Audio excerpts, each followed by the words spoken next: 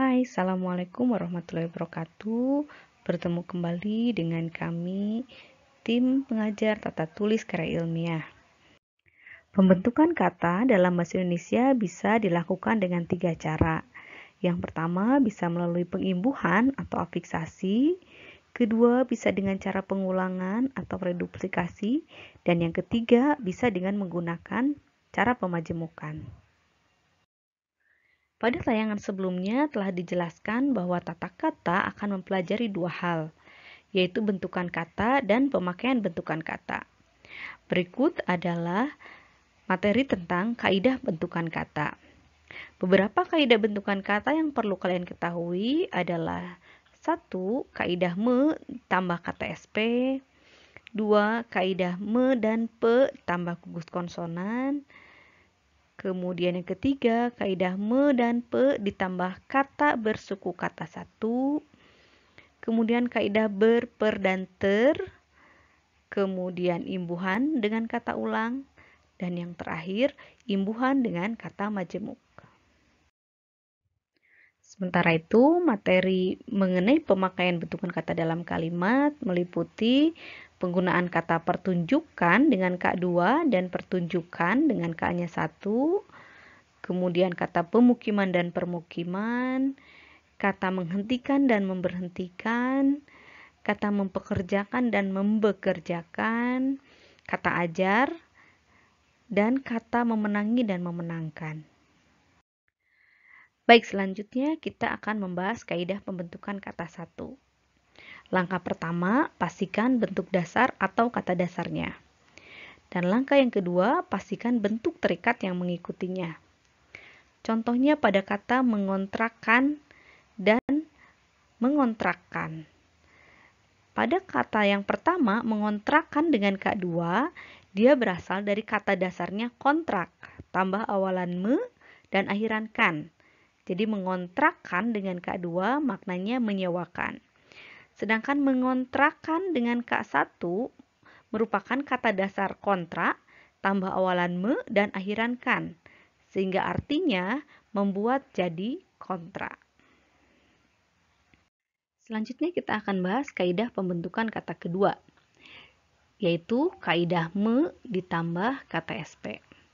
Jika imbuhan me diikuti kata yang diawali konsonan kata SP, konsonan tersebut luluh atau lebur, sehingga muncul bunyi sengau en, eng, atau eny.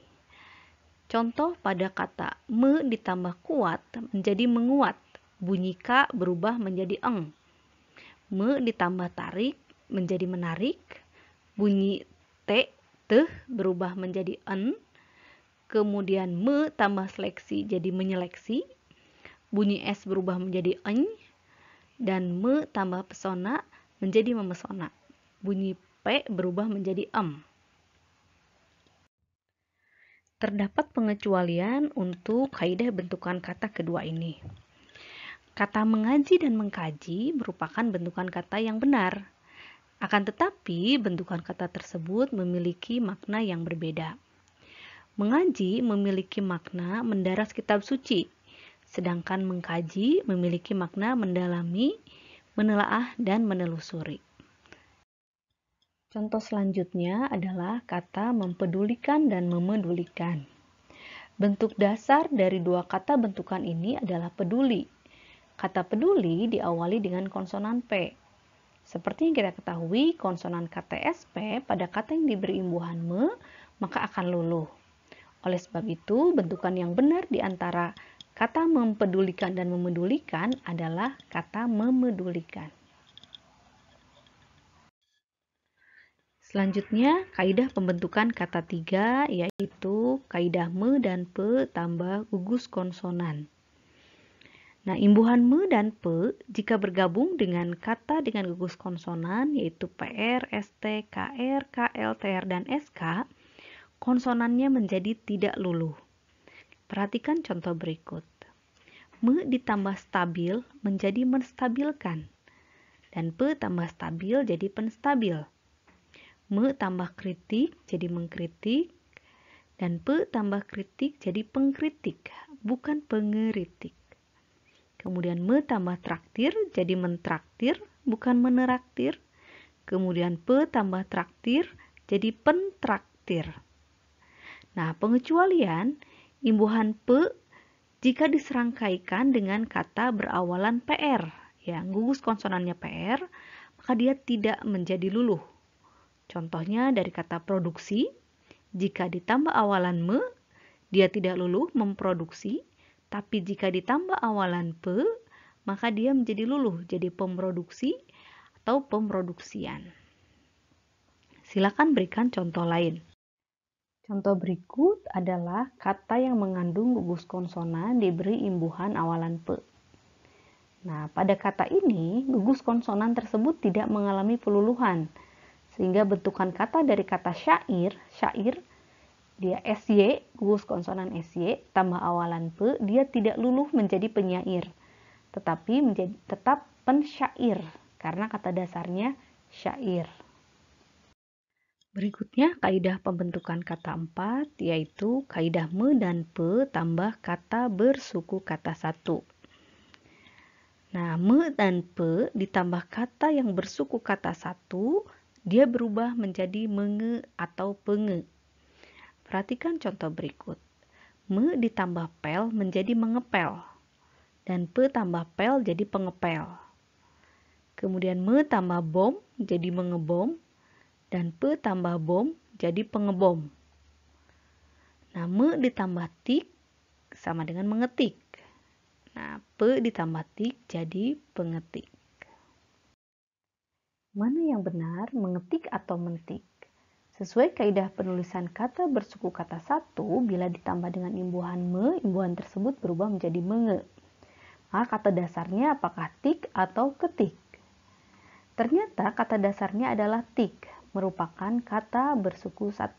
Dengan demikian bentukan katanya menjadi mengetik, bukan mentik. Selanjutnya mengenai kaidah pembentukan kata kelima, yaitu kaidah imbuhan ber atau ter. Nah, awalan ber dan ter berubah menjadi be dan te jika diserangkaikan dengan kata yang suku pertamanya berakhiran er. Perhatikan contoh berikut. Ber ditambah cermin menjadi becermin, karena cer suku kata pertamanya dan min suku kata kedua. Nah, cer suku kata pertama ada er di sini. Maka ber dia luluh menjadi be, sehingga menjadi becermin. Yang kedua, ber tambah ternak menjadi beternak. Ter tambah percik menjadi tepercik. Dan ter tambah percaya menjadi tepercaya. Nah, mana yang benar? Pengrajin atau perajin? Menurut Kamus Besar Bahasa Indonesia, dijelaskan bahwa yang merupakan bentuk baku adalah perajin. Jadi penulisan yang benar adalah perajin, yaitu orang yang profesinya membuat kerajinan. Bentukan kata ini sama seperti bentukan kata pada perenang, penari, perias, dan pesepak bola. Selanjutnya kita akan bahas imbuhan tambah kata ulang. Nah, pembentukan kata melalui pengulangan. Kata ulang dapat dibentuk dengan mengulangi kata dasar atau imbuhan dasarnya. Contoh, membolak-balik. Kemudian mengada-ada dari kata dasar ada. Kemudian metode-metode dan kait-mengait. Pembentukan kata yang terakhir yaitu imbuhan ditambah kata majemuk, atau pembentukan kata melalui pengimbuhan kata majemuk. Misalnya, kata majemuk salah guna tambah awalan pe dan akhiran an menjadi penyalahgunaan. Tanggung jawab tambah awalan ber menjadi bertanggung jawab. Dan bebas tugas tambah awalan di dan akhiran kan menjadi dibebas tugaskan. Dan kata balik nama ditambah awalan me menjadi membalik nama. Demikian materi pembentukan kata, sampai berjumpa kembali di materi selanjutnya. Terima kasih.